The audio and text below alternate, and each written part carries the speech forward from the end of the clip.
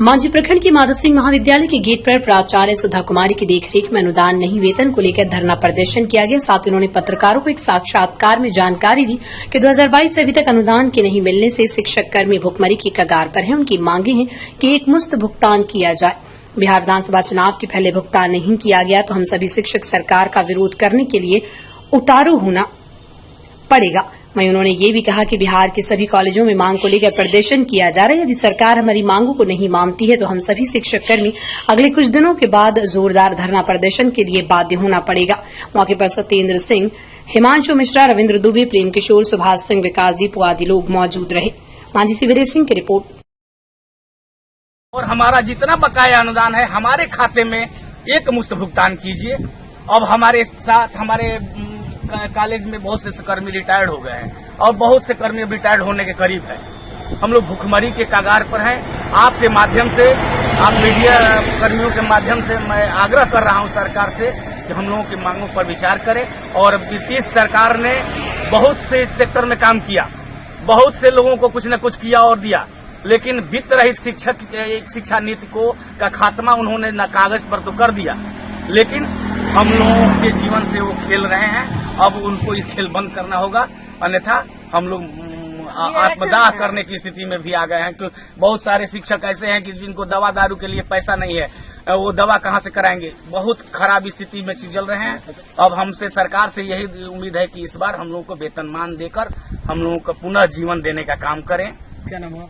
हिमांशु कुमार मिश्रा मेरा नाम है।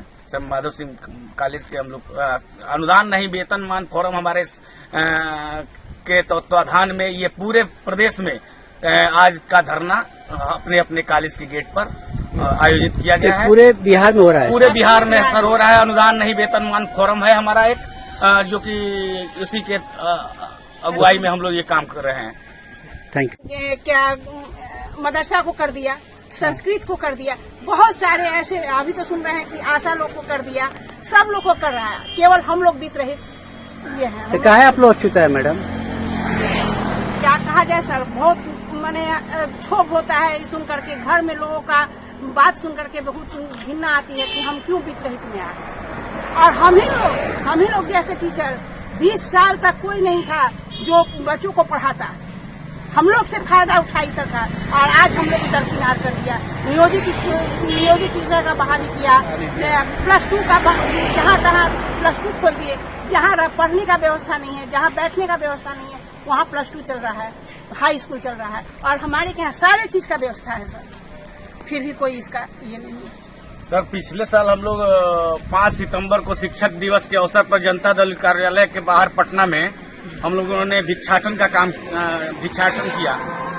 नीतीश सरकार के निर्देश पर सरकार के प्रतिनिधि हम लोगों के प्रतिनिधियों को बुलाकर अंदर बात किए और कहे कि इस पर बहुत जल्दी हम लोग विचार कर रहे हैं। सरकार मुख्यमंत्री जी इस पर सोच रहे हैं, लेकिन लगभग 8-9 महीने हो गए, आज तक हम लोगों को लिए कुछ नहीं सरकार ने सोचा। अभी तक रिमाइंडर नहीं किए थे आप लोग?